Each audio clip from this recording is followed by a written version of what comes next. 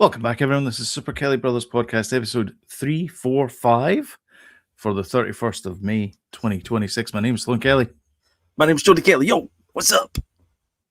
I surprised you there. You said, you would go live? Yeah, click. I know. Caught you off guard. You've caught me off guard. Again. Yes. Again. This is the second time we've seen each other today. As myself, James, and yourself, we met up today to see The Mandalorian again in a beautiful new cinema in Glasgow. The View, or new to us anyway. It's been open about a year maybe in the Cinema Centre. Is it? Is it really? Oh yeah. Beautiful cinema. 2024. Has it been open as long as that? Yeah. Jeez. Right. Yeah. Okay. Anyway, it's new to me. Lovely cinema. I thought it's beautiful. Yeah. Lovely comfy seats. You think it's a small cinema because of where it is? Because you go in the foyer is quite small, but the screens themselves are huge. Oh, massive. I think it butt kickers in there as well because like when the spaceships go over and it does that kind of low rumble. Hello, Mr. What's Goldfinger. up, Mr. Goldfinger? It's been a while. I met Alice on Friday as well. I bumped into him. Really? Yeah, I did. Yeah, so it's been a. If we could just all, have a all come as one, not come as one, come together. Anyway, carry on. We should do that. Actually, we should organise a meet up. A meet up. That's what they have. Isn't it? Meet up. Yeah. Get everyone. Basically, just a boys' night out, or girls' night out, whatever you want to call it. Person's night out. I'll dig myself my own hole. At some point, we should do that. Go to Hootenanny or whatever it's called. Aye. It's got to get in. Beer garden. The tent. The tent. Yeah. Yes. But yeah, it was great. So yeah, you, me, and James went to see Grogu there, and a fun time was had by all. Certainly was. Yes. We had some good fun moments there. The opening sequence is just blows me away. It's fantastic. It's great. I've enjoyed it. We'll get into how the public has received the Mandalorian Grogu in just a second, but yeah. Your week, how's it been? It's been raining here, so not been out much. I've not done a lot. No, it's been fine though. I had a good wee week this week. Aye, it's good, enjoyable. I'm melting in this studio though because I was drying some clothes in here and it's like a bloody sauna. But apart from that, I'm fine. I feel like talking like Aberdeen today. I don't know why. Fit like aye again. Aye. We bit of potash on there. Aye. Got the root. Anyway, I don't know. Must have had a bang in the head or something. I don't know. Must have, yeah. Would you care to talk about the tea? Oh, yes. Fit like.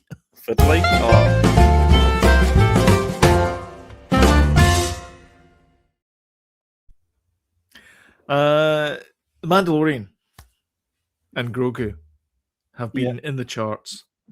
However, as we've had some back and forth between our audience and ourselves, we released a short this week, and the response was not good towards it because we basically did a pull quote from the episode where we were talking about some quadrants of the Star Wars viewing galaxy are not appreciative of the Mandalorian and Grogu. Yes, some fans. And I've got to say, some fans would like some to say, fans, not all fans. Yeah, approvable. Yes. Oh, however, there's Jay from Tenerife. Hello, Jay. Enjoying his holidays. From Tenerife. Hey. Yeah. Hope you're having a fun time. And he's on island time, which just happens to be this time because it's some minutes past 9 in Tenerife as well. There you go. We should advertise it as that UK/Tenerife time. I know we should. That'll confuse people. Yeah, totally. We're missing a trick there. Anyway, Mandalorian Grogu came out last week. it had the series low of 98 million on its opening weekend, which is not good. It's a budget 150 million, I think it was. 150. And what has basically handed its backside to play with is a horror movie that's made for Tuppence Halfpenny by Blumhouse called Obsession. Yes. And a lot of people are saying that, people are now, Star Wars is now dead. It's officially dead. It's gone. Yeah. Rumors of Star Wars death have been deeply exaggerated, as they say. Yeah, they said that the movies are the Star Wars movies. Nobody wants to watch them, and because this one's had a bad opening, basically. Yeah. Of course, you make all your money in the first couple of weeks, and it's not been making a lot of money in the first couple of weeks. However, this Obsession, I mean, I'm looking at the box office for Obsession. So Obsession in its first, this is domestically, in its opening week, made 17 million in 2,600 theaters, and The Mandalorian made 81 million in almost double that number of theaters. So that's not. Yeah. The thing about the issue is, though, Obsession was made for £1.50 or like $1 million, say, right? I think it was under that. I think it was like 750,000. It was not a lot of money they made it for. There's no big special effects. I've not seen it, but there's no big special effects. There's no, it's just the idea is brilliant, and it's couples that are going to, young couples like Jenny's girlfriend, Holly. They've seen it. That's the kind of demographic they're looking for, and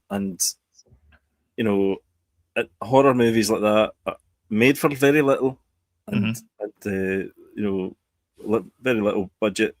Yeah, and they make a bomb at the box office. They really do. We keep saying it, and it's true. And I mean, if there's one company out there that you could absolutely say without a doubt they are the ones that make it for a low budget, it is Blumhouse, and they've knocked out of the park again with this. Is this Blumhouse or A24? This is Blumhouse. So A24 is another movie you've seen that I guess you'll be talking about later on, which is the Backrooms one. Yes, that's A24. Because A24 do the same. They do the same. They're very similar kind of business models, and they're the trajectory for Backrooms is going to it's going to kill it at the box office as well. Yeah, I mean, right now, Obsession is sitting at 148 million worldwide. Yeah, and Mandalorian Grogu is 196 million worldwide. So it's not that they're not making money. I mean, the biggest thing about Mandalorian Grogu though is the merchandise, which is apparently early figures are saying that people have been buying $1 billion worth of Grogu merchandise. Who cares about the film? Exactly. Well, I mean, at that point, the film's just a big giant $150 million advert for the toys. That is the tipping point, isn't it? Obsession doesn't have that. No, it does not. No. So as far as that's concerned, the studio is going to be like, okay, we've made money. Yeah. From those characters, so we'll still make those. Maybe that's the thing. Maybe that Disney's on the right track. Maybe it might not be that everyone wants to go and see the movie Mandalorian Grogu, but they see it and then they want to be that character. And whether they watched it on TV or they kind of know about it from the Disney parks or one of those situations, they see it in a toy shop and they go, "Ooh!" Because here's the other thing as well. The great thing about the Mandalorian is it could be anyone under that helmet. It could be you. It's not just that, Sloan. All these people that are buying the merch are waiting for it to come out in Disney Plus. For some reason, they've seen it. They've seen it on the TV. They're like, "Well, why do we need to go to the cinema to watch it? We'll just watch it in Disney Plus and buy all the merch and get excited about it." Which is not good, because apparently the figures for cinema going is back to pre-COVID figures again. Right. So, I'm not sure why people wouldn't want to go and see this, apart from the fact it will be on Disney Plus in about 2 months or something. I mean, we were organizing a meetup, not a meetup, but the three of us, me and James, to go into town, and we were looking at looking at theaters and where we would want to go. And one of the suggestions was the Odeon, the Key, the Key at the Odeon. But then we looked at the prices, and it was like $18.99 a seat for a seat, and it's like, I'm not paying $18.99 for that's ridiculous money for a seat. Considering you go to the View, which is a fantastic theater, right bang slap in the middle of the town. It's right beside the Underground. I mean, it's like the Underground. You're almost in your seat 2 minutes later. It's the perfect placement for it. Not that it's we're not sponsored by the View or anything like that. Well, it's plus the fact you've got the St. Anne's Centre's got all those, it's got all the eatery, restaurant places. It's got the amusement bit. It's got all that axe throwing or those kind of activities. It's got the Level X or whatever it's called. It's got all that stuff. Nice. It's got all that stuff. Alistair's saying here, high cost, low return, low cost, that's high reward. Alistair, by the way. That's James, Judy. You can tell it's James because of the little picture. I've not got my glasses on. Sorry, James. High cost, low return, low cost, high reward, and a great Hollywood paradox. Yeah, absolutely. Hello, David.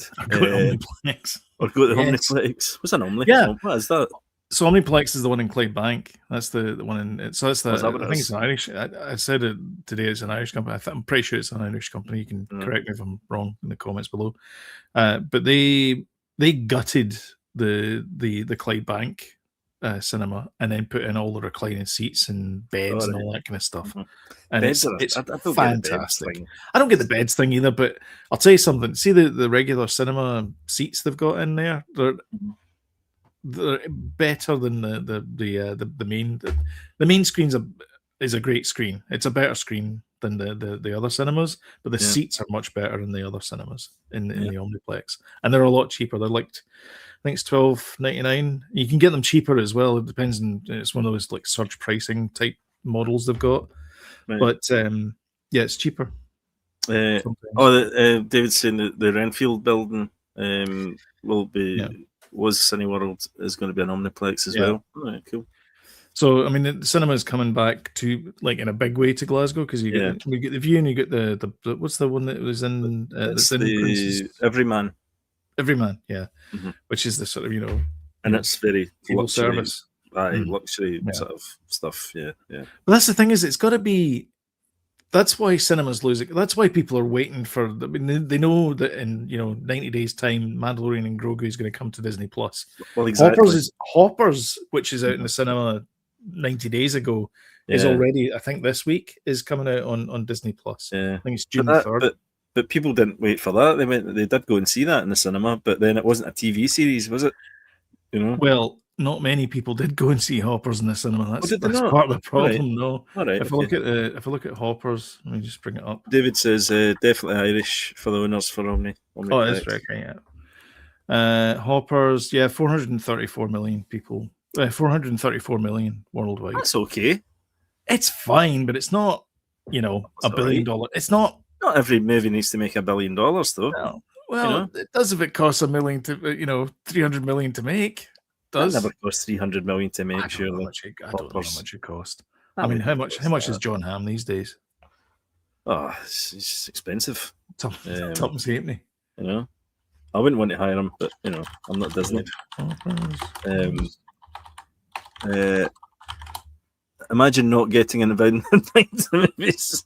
Yeah, David, that's true. Where was David's invite? What? It wasn't that kind of thing. It wasn't that. It was no. It was the three of us.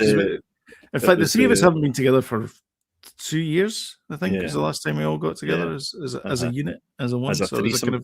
As a threesome, So it was kind of it was the right timing, and also the fact that and not a threesome in the way that you might think. I mean, as in just to see. Anyway, let's move on.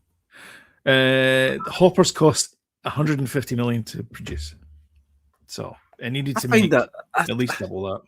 That must have been half of that budget must have been the electricity bills for rendering. Well, Because yeah. how can an animated movie cost that much? AWS wants a pound of flesh. That's why your AWS bill is going to be huge. Because think about it, you've got all these artists, and they're all working.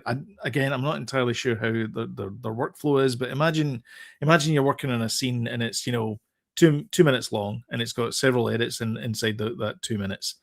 You're pulling down different sequences from some nebulous cloud service, AWS, or Azure, or whatever it is, and then you're putting that back up again. Every time you do that, that incurs a cost. Well, pulling it down, pushing it back up again incurs a cost. So if you got 400 artists working on it, and you look at the list of artists, the special effects and all that kind of stuff at the end of it, it's add another 20 grand or something onto every artist, and it's adds up.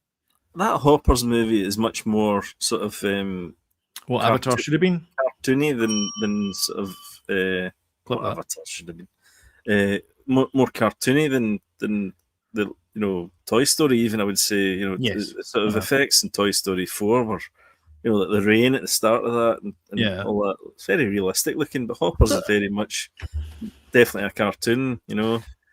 It's I think stylistically it reminded me of Turning Red.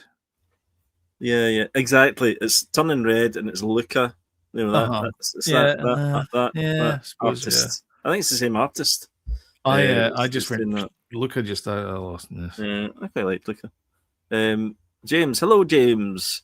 Pixar spends years making. That's true. Actually, that's probably why it costs so much. It's the length of time. Yeah, that's true. Good point.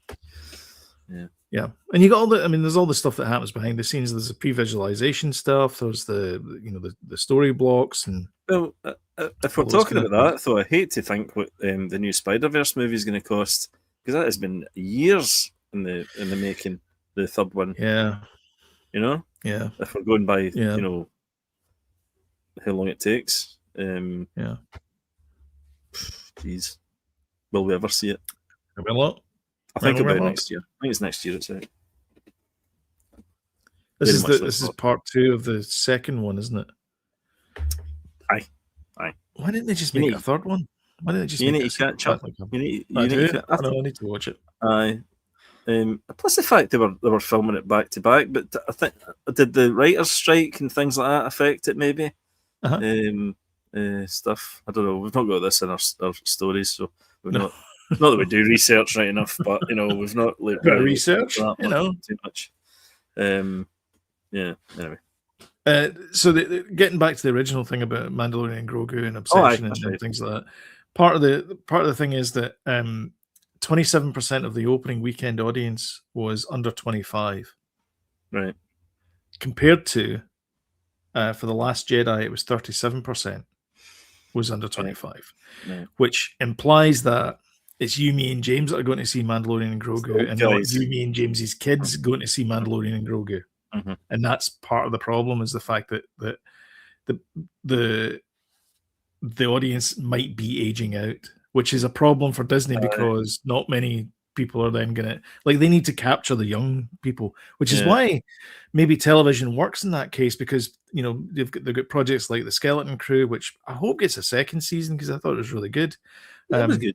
It was good, but and young. It didn't need to be Star Wars. No, and Young Jedi, it didn't. But they still need. They've got that property, and they spent a lot. They spent $4 billion getting that in Indiana Jones, so they're going to have to get some coin there. And then Young Jedi Adventures as well, which is like this sort of for CBBS type age group. Which again, we're not watching it. It's not for us. It's not for us. But it is for the young ones, the younglings, to watch. And I think that is actually important to get younger people in, because definitely we are aging out. I mean, it is true where it's like we're enjoying the Star Wars content, but let's stop talking about death. Keep it light. Right, let's keep it. Let's move on then. So do you think Star Wars is dead? Do you think this is just a blip? I don't think it's dead. I think the Starfighter is going to reignite everything. Well done. Thank you. Afterburner. Yep. I don't think a TV show that's been on Disney Plus for a few years is going to reignite people back into cinemas. I think Ryan Gosling in a Starfighter is going to do it. I don't think Star Wars is dead now. So do you think that maybe this is now a Hail Mary for Star Wars? No. How dare you give yourself a ding for that? Nah, I don't know. Someone's got it. Good news. Tom Hardy was not fired from MobLand. I don't know. He was fired from it. There you go. So apparently there was some tension on set. I'm reading. Yeah, apparently. Yeah. Oh. So MobLand 2 you're talking about, I take it. MobLand 2, yeah. And apparently through previous MobLands as well. The first season of MobLand. All right, okay. So he's the rumor was that he was fired because he was turning up late on set. He was like being very disrespectful to other cast members, and eventually they had nothing to do with him, and they were like, "Let's just kick him out." Yeah, really? And so there was a lot of problems there. However, when the news came out, Helen Mirren posted up an image on Instagram and said, "We're going to miss you, Tom," or I can't remember what the phrasing was, but it was very supportive of him. Mm-hmm. And now the headline is Tom Hardy was not fired from MobLand, and discussions are underway for his return. Things are being worked through creatively. So he's not been fired. I'm sad to hear that about him because I expect better of him. Mm-hmm. I like Tom Hardy. Yeah, and he's terrific in MobLand. MobLand is everyone should see it. Good. Yeah, so good, really good. Yeah, so good. Yeah, get it before you decide to dump your Paramount Plus subscription. Yeah, James. If you don't agree with what's happening on the other side of the pond. Yeah, it's so good. It was my TV show of last year, I think it was.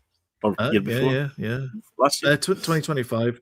So 2025, the next season is coming out at the end of this year, and then the third season possibly is scheduled for next year. So they're saying the door's not closed for season 3, and things are being worked through. Well, and I love the dynamic between Pierce Brosnan and Helen Mirren as well. Oh my god, and so evil. The grandchild, so evil. Oh man, because he was the kid that was in the Sex Pistols. Sex Pistols, yeah. He played Johnny Rotten, didn't he? Yeah, he did. Mm-hmm. Yeah, they're all just so dysfunctional. It's brilliant. They're the worst people ever. Brilliantly and they're horrible. So good. Yeah, they're just every single one of them is just a sociopath. And Helen Mirren's character's complicated. Oh my god, she's so good. Love it. Yeah, love it.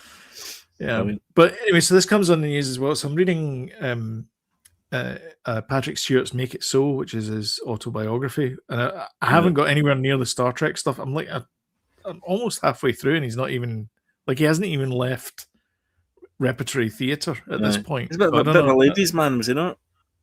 Aye, yeah, quite the ladies' man. Do you know there's a bit in the extras where he says so I'm looking at this woman, and then all of her clothes fall off because I make that happen. It kind of every time he mentions about some actress that he got into a tryst with, that's all I think of is him saying, and then I made all of her clothes fall off. Yeah, he seems quite a ladies' man. According to his autobiography, but he says of Tom Hardy in it that he spent most of his time in the trailer, didn't socialize with the rest of the cast, and just kind of basically ignored them unless he was on set. He was kind of cordial. He would sort of say morning to them, and that was it. But when you hear Tom Hardy's account, he's like, he was absolutely terrified. This is his first big major motion picture that he'd ever been involved in. What were they in together? He was in Nemesis, Star Trek Nemesis. Tom Hardy was? He played Shinzon. Did not know that. Who was Picard's clone. Again, comments below. I think it was his clone. They got a blood sample from somewhere and they cloned him. Right. And so he wasn't quite right. So he had to have all these weird injection-y type things in him. Anyway. First I saw Tom Hardy was in that movie Bronson. Oh my god, he's brilliant in Bronson. Yeah, he's brilliant in Bronson. Absolutely terrific. Do you know who else is good? Is Eric Bana in Chopper. Chopper. Aye. That is a fantastic movie as well. Mhm. Very similar. Very movies. similar. I think I watched them like within like a week of each other. I was like, They were out around the these same movies? time, I think, as I well. think so. Yeah. Two great films. Yeah, So good. Yeah. Mhm. Two very complicated characters as well. Yes. Real Very complicated. Yeah. Uses. Talking of superheroes, because he was Venom. It was. And he was also in Marvel and part of the Spider-Verse. And this week we got Nicolas Cage. Nicolas Cage. He's caging. Leave him. Yep. Noir Spider-Man, which was fantastic this week. I've watched 4 episodes of it. We'll talk more about it later on, obviously. It dropped. It's got what was it? Number one Rocket. Sorry, just a quick one. James is saying that Tom Hardy's first appearance was a mod. I remember that. I've seen that clip. It's with Denise Van Outen and somebody else. And they're sort of is very, very young in it. And what's she doing now? Reviewing What's It's for Aldi. Exactly. On Channel 4. Yeah. Actually, her programs are really good. The documentaries about Aldi and stuff like that are very good. Yeah. Sorry, Denise. I wasn't disparaging you. I was just trying to be funny. We love you, Denise. Cat's here now. So yeah, it rocketed number 1 globally on streaming within a single day, despite critics being completely split, which is not good. So there you go. Maybe Variety called it boring. Screen Rant and Rap called it one of the best shows of the year, and Empire called it utterly insane, but in a good way. I won't get into it too much, but I've been watching the black and white version of it, not the color version of it. Yeah. Because I think that's the way that the producers intended it to be. I think so. I think it's nice they've given you the option though, but I think you can flick as well. You can flick between the two as well. Real time, you can flick between. Which I did try it to see what it looks like, and the color looks less realistic somehow. Because you know how the backgrounds are sort of kind of the volume type CGI, cityscapes. So it looks much better in black and white. It's very kind of Sin City type look to it, the black and white. Yeah, it's like I know what you mean. It's like they go into like Hooverville, and it's like the background in there is quite CGI. It just sits it better. I think it does. Yeah, I think it ties it together. To be honest, I think it makes it sense. It does. Here's another thing that if I had a nickel for every star of the Banshees of Inisherin that played a bad guy in a superhero TV show, I'd have 2 nickels. It's not a lot of nickels. No. But it's weird the fact I would have 2. Yeah. So what's his face? Colin Farrell? Colin Farrell's not in it. He played the Penguin though. All right, okay, but he's not in. No, he's not in this. It's Brendan Gleeson that's in it. Gleeson, yeah. Who plays Silvermane, who's who's got a very distinct mallard streak through his hair, which makes him look like he has a silver mane. I'll tell you what, as well, Nicolas Cage's performance in it is so kind of Humphrey Bogart esque. It's so good, yeah. So spot on. It's Philip Marlowe really down the back. It really is. It's all that stuff. That stuff. It's so spot on. I was smiling at his performance. It's so good. Yeah, I love it. And even the guy from it clearly as well. Lonnie, the reporter, he's really good as well. He's got his wee kind of side story as well. And then the secretary's really good as well. Yes, I haven't seen her before. Seen him because he was in New Girl. But I've not seen her before. She's really good as well. Yeah, great. Yeah. I've only watched 1 episode though, so are they all episodes up? Yeah, dropped the whole thing, which that's unusual for Prime, isn't it? Which makes me think they have no like they just want it trust in it. They just want it out and then gone. But they've paid for it. They hello Alistair. That's Alistair. Hello, Alistair. That's the Alistair I met on Friday. Right. I bumped into Alistair. Yo. So it just feels a bit that they've kind of dumped it and just kind of it's a wee bit unusual. Forgotten about it. But they're paying for it though. This is the weird thing. So it is a Prime Video exclusive. But it's almost like there's no Marvel mention of it at all. Like it No. doesn't say, it doesn't come up with Marvel Studios. It doesn't say Marvel Entertainment. It does. It says in association with Marvel or something is one of the lines. But it does have the Lord and Miller stamp, which does, is the yeah, sort of link back to the multiverse. The Spider-Verse animations, which is, I don't know. It might just be they've put their name to it just to give it a bit of credibility. Not sure. Because Nicolas Cage's portrayal of this character originates in that movie, though, the multiverse movie. Of course, yeah. But was it in the second? Was it in the first? I can't remember. It was in the first one as well, wasn't he? Oh, he's in both. Both. Okay. Yeah.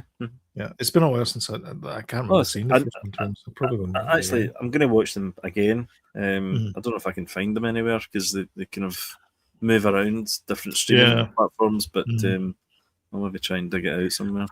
Might even just buy the DVD or the Blu-ray. Actually, I think I bought it on Google, on YouTube. Do you know that's the downfall of buying digitally, because you forget where you bought it. Yep. You know. Well, that and the fact that's happened to me in the past. They can do a bag of vans. The streaming service giveth and they can taketh away. That's the other problem. Yeah.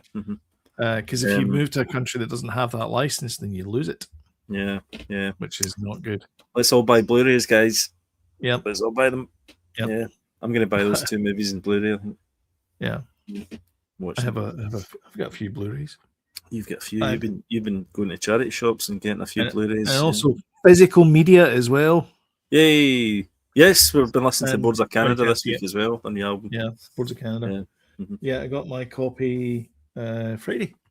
Yeah. And immediately put it in my hi-fi system that I've got. Very, very, very pleasant album indeed. By the way, sorry, I recommend as well. See, physical media. You need to get involved in the physical media stuff. You can go and pick up Blu-ray players and all that kind of stuff from your local charity shops for buttons. People are getting rid of them, and I'm talking about. We've got a Panasonic Blu-ray player. We paid £15 for. Yeah, it's nuts. And I paid £30 for a Sony Hi-Fi. Yeah, absolutely. Don't need any internet to play that. No, you do not. You do need electricity, though. No, if you get electricity, that's you screwed. That's you could pedal a bike, I suppose, but you could. Well, you could. I couldn't. No, I couldn't. No. Well, I mean, I could have got a bike down there, but get the cat to chase a ball or something attached to I don't know, a wire of some sort.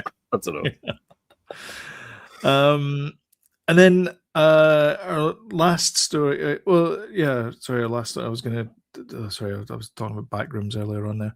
Our last story, unfortunately, is Marcia Lewis passed away. Lucas this week. Marcia Lucas. You said Lewis. Did I? Oh, sorry. Marcia Lucas. She passed away aged 80.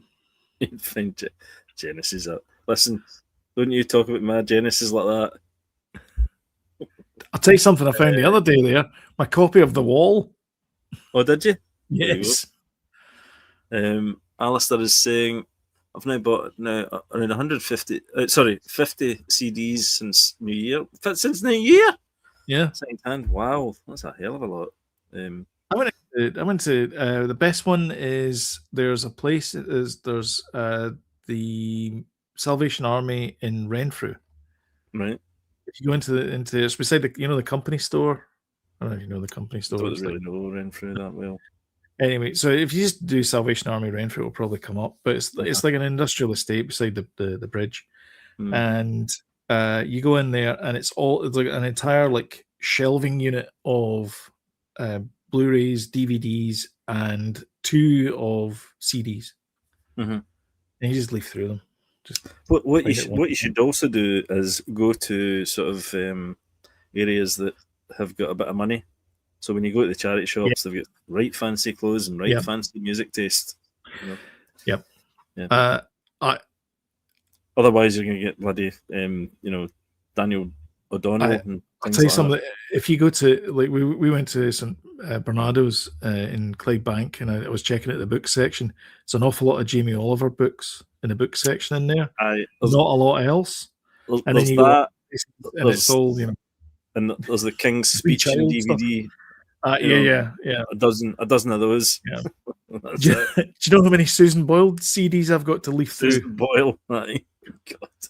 It's all the same one as well. Oh, jeez. I had a dream, or whatever it was. And Il Divo.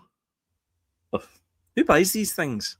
Nobody. But they buy them for Christmas presents, obviously, and they put them in there. And the next thing they're in a charity shop. Yeah, exactly. Charity shop.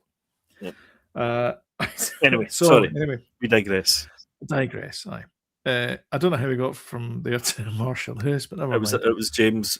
It was James. Okay. She's passed away, aged 80. Some would say the director of Star Wars. Well, and Return of the Jedi. She was the backbone of the original Star Wars. If it wasn't She's for the her, dogfights in. Well, if it wasn't for her in her editing, it would not be the movie it is. Yeah. And she really was George's sort of the force behind him, no pun intended. As far as that's concerned, and the way that she edited things together, the famous edit with the sand people fight, and she kind of the back and forth gaffy stick thing. The quick edits, people weren't editing like that back then, and it doesn't seem that quick now when you watch it, but back then it was, it was a fast-paced movie. A legend. You can get a T-shirt, and I keep trying to look for it, and it's a T-shirt that just says edited. It's the actual credit on the Star Wars closing credits, and it says edited by Marcia Lucas. Right. You can get that T-shirt, which would be a nice wee thing to have. And we should all go and buy one. She's a bloody legend. Yeah. She did American Graffiti, Alice Doesn't Live Here Anymore, Star Wars New Hope, right. Episode 5, Empire Strikes Back, uncredited. She wasn't credited on that, but she was credited on Return of the Jedi as well. There's a Patton Oswalt stand-up sketch that he does, stand-up monologue thing he does. He talks about all these men that get the credit for directing. You get, Coppola and Lucas and all that kind of Scorsese, and then they hand it off to a woman who does the actual directing of the movie. So they're just out there shooting film left, right, and center, and they come back and they hand it over to a woman because Thelma Schumacher as well. Yeah, exactly. Thelma Schumacher, who's a very famous editor who does Martin Scorsese stuff, and they make sense of all the 4,000 feet of film they've done. So, and also I think Marcia Lucas was a sort of good for George, because George was a bit of a bundle of nerves when he was making that movie, and she was a bit of a rock to him in those days, and a kind of go-between person as well, between the sort of production and him. So, I mean, there's a great I've said this before as well, but there's a great documentary on. It's like 9 hours long about the full trilogy of, and she's on it quite a lot, talking about making Star Wars, and she's just a huge part of that original. People don't realise how big a part she was in the making of that trilogy, the OG trilogy. And and it shows that she wasn't there for the prequel trilogy as well. Oh my god, it does. It really does.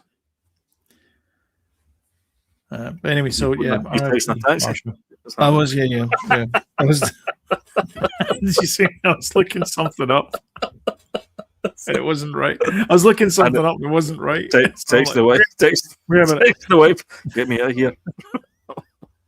Is that a taxi for Kelly?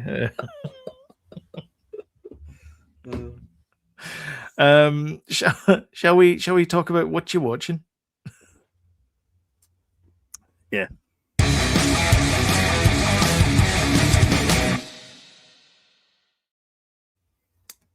What are you watching? Sorry, I was just fixing something there. Is it okay if I use my phone for this? Because my notes are on my phone. No phones at school. Oh. Dad. What's this? Sorry, Alistair's just saying he watched Mel Gibson overseeing part of editing of Braveheart. The reel was in a huge machine and they were clipping it under the. I need to put my glasses on. Under his instruction when they viewed the footage. So fascinating. Yeah. Mel Gibson's a fantastic filmmaker. He really is. Still missed that car in the background and the guy with the baseball cap, but never mind. He did. There's a lot of stuff like that. In fact, Alistair, were we not talking about that? Alistair pointed it out, yeah. I think he was pointing it out. I need to watch all that stuff because I wasn't aware of that. But yeah, I think you were saying there's a few shots like that, Alistair. Yeah. Yeah. So I was at the pictures. I was at the cinema twice this week. Well, you had the pictures. I wanted the pictures. Did you hand them over a couple of Geely jars? Oh, to get your entrance, aye. Oh, says I can why? So yeah, I went to see the Backrooms. The new thing from that young chappie who was 19, I think, when he directed this. I think he was 19 when he directed. He's 21 now. He was 19. He was 19. And what a fascinating film. It is so weird. It is so original and eerie. Without anything happening, it's not like kind of, it's got elements of kind of horror in it, but it's not really a traditional kind of horror thing. It's like, you're kind of looking around corners and thinking, oh God, what's going to be around there, And then there's kind of weird things, and it's an eerie feeling when you come out of it, and you think to yourself, God, I wouldn't look at the corner of a certain part of my studio again, or a room again in the same way, It's a strange film, very enjoyable. Possibly my movie of the year so far this year. And it's one that's kind of endlessly fascinating as well, that you can talk about later, when you're like, this bit, that bit, the other bit, because there could be. There's a lot to it. There was a movie that came out last year called Exit 8, which is based on the video game. Oh, I watched that. I watched that. And it's subway tiles and it's a subway corridor and things. And it's that kind of similar eeriness in it. Yes and no. Okay. It's not a good film. Exit 8. Oh, isn't it? No, it's not good. It's the same thing over and over. Whereas Backrooms has got a bit of a plot to it, right. And it sort of moves things forward more, with the sort of the idea, the sort of concept. James, hello. There's a director, Alex Cox. Yeah, I know him. Presented Moviedrome that was a few years ago. He said, of the three parts of the filmmaking, pre-production, filming and editing, post-editing is the most important. Yeah, you better believe it. I would agree. We spent okay.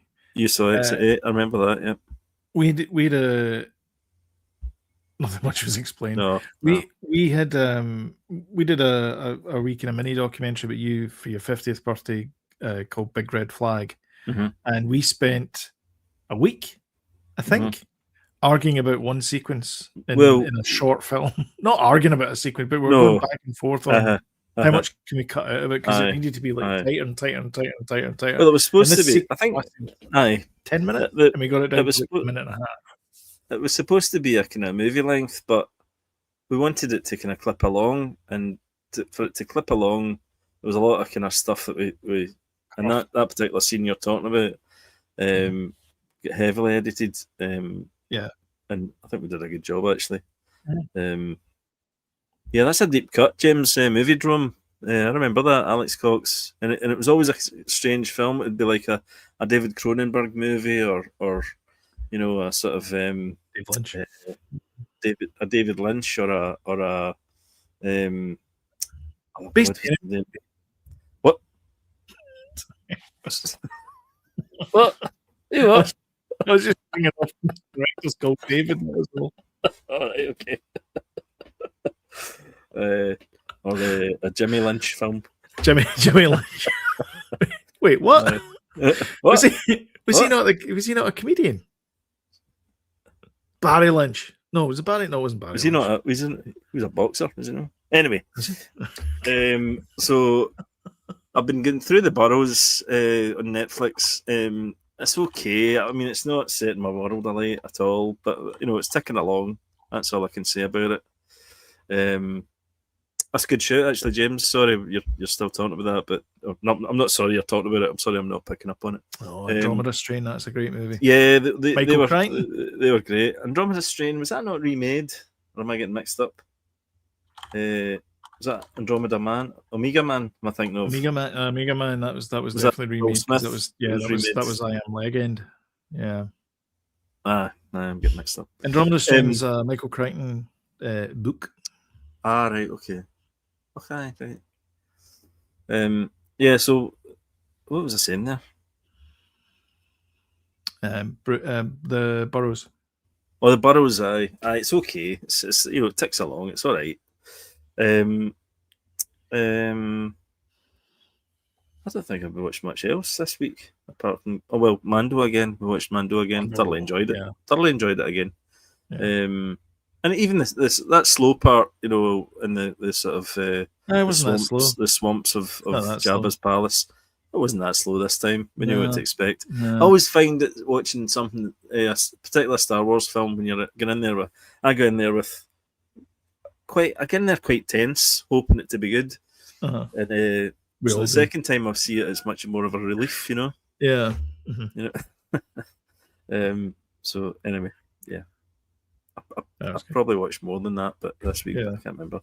Oh, we're watching that the Unchosen as well, and we're watching Amanda Land. Amanda Land, which is a sequel to Motherland. Did you watch Motherland? Yes. I did not watch Motherland, but I did watch a bit of Amanda Land. Motherland's brilliant, by the way. You should watch that. Yeah. It's great. Yeah, Amanda Land's good though. Yeah, I like it. And I think that's probably about it, really. Yeah, go for it. I finished DTF St. Louis. Oh yeah. Mm-hmm. It was all right. That was okay. Yeah, okay. Yeah. It was intriguing until it ceased to be intriguing, and then I was like, all right, it's okay. It's okay. Yeah. The acting's great in it. Lydia Cardinelli's fantastic in it. I think David Harbour's brilliant, by the way, and everything. Yeah, I really think that was the breakout performance for me was David Harbour, because he's just this nice, likable guy. He's just this really nice, likable guy. Yeah. I really liked the woman detective. I thought she was really good, but I've seen her before in Wednesday. Oh yeah. And she always plays a completely different character in that. I really liked her in this. I liked her more in this than I did in Wednesday. I think she plays this like in a two-dimensional, but then again, it's probably because she is two-dimensional in Wednesday. Also watched and finished Imperfect Women, which is the Kerry Washington, Kate Mara, and Elizabeth Moss thing that's on Apple. It's about I'll tell you straight away. Kate Mara gets killed within about 10 minutes of spoilers. And then they try and find out who killed her. And the guy that was in For All Mankind, I can't remember his name, Kinsman. He was in For All Mankind and RoboCop, the remake. Oh yeah, that guy. Yeah.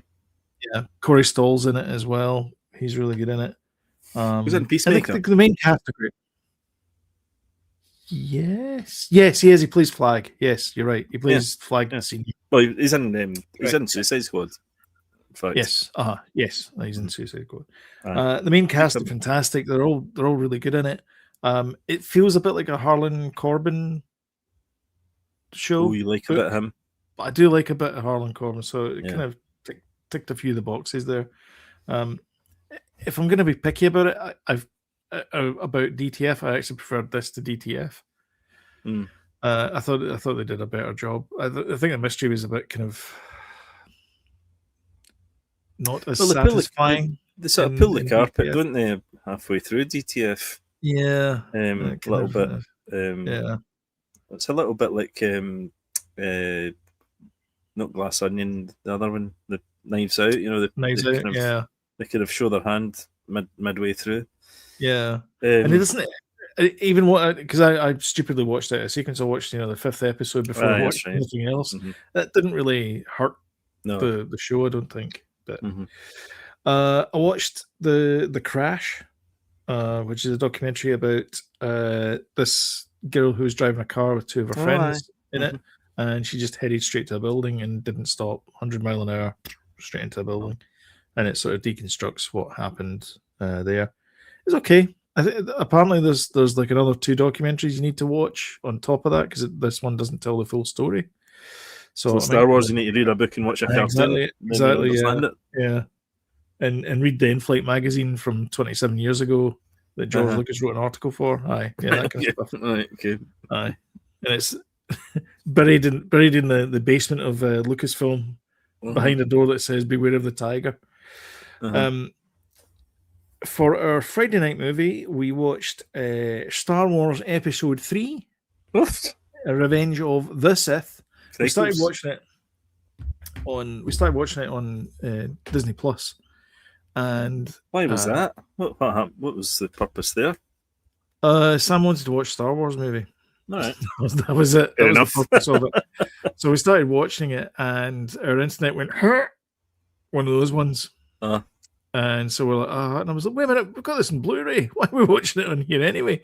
So put it in. Immediately, the picture is like, we've got a 4K TV, but it's not the Blu-ray player isn't 4K. It looked amazing. I mean, it's like everything's pixel perfect. It's just. Did you have it behind a box that said break glass in case of emergency? Pretty much, yeah. Like, you always have to have a Star Wars movie behind that glass. I know what we can watch. So we watched that, and yeah, the Blu-ray is just the sound was better. Like this is the thing is like you're paying for 4K streaming. Yeah. You're not getting 4K streaming. No. You're getting some close approximation to it. That's a nice box set, that actually. Another charity find. 6 movies. By the way, that's a great find. So it's don't know if you guys know, it's the kind of Tatooine desert kind of cover one that you got, wasn't it? I used to have that one, but I sold it. I've got it now. I don't really need it though, because I've got like the original versions there. Yeah. I've seen all the documentaries a million times. Yeah. I've got like the OG versions with the DVDs with the OG versions cuts of it. And then I've got like the prequels, and then I've got Force Awakens. I don't need the other 2. Yeah. And I've got Obi-Wan on Blu-ray as well. Right. But like I was saying earlier, we were talking about this today about buying sort of Andor on Blu-ray. Mm-hmm. That's a fortune. That costs a lot of money. Yeah, it's really expensive. It's like 50. I think I saw it as cheap as 50 quid for season 1. For 50 quid, I would get it. Yeah, it was like 80 quid for £80. But it's the tin box set version of it. I think I saw it in Zavi. But they're sold out everywhere, I think. Oh, did you see it available? No, it was ages and ages ago. I was looking at it ages ago, and I was like, maybe I should get it. I think it'd be worth getting, but yeah. I'd like to watch it all again, actually, that way, Yeah. Well, that's it. I think we're going to finish before the hour. Unheard of. Craziness. Normally we try and keep it to an hour, but of course we fail miserably every single time. But if you like what you see, don't forget to smash the old like button and share on the old social medias. It really does help the channel out as well, and also comment as well. We love the chat. The chat is amazing, and we love the fact that you guys show up every Sunday as well. Just a quick one there. Alistair was saying he remembers Movie Drome watching American Werewolf in London on it, and Martin the Vampire. I don't know that one. Don't know that one either. No. Martin the Vampire. And of course, if you want time reminders when we put something up, don't forget to hit the old subscribe button, notification bell, and YouTube will do its stuff and let you know when we put something up next time. But until next time, thank you very much for watching. Thank you very much for chatting live. Excellent. And we will see you guys in the next one. Cheers, guys. Cheers. Bye. Bye.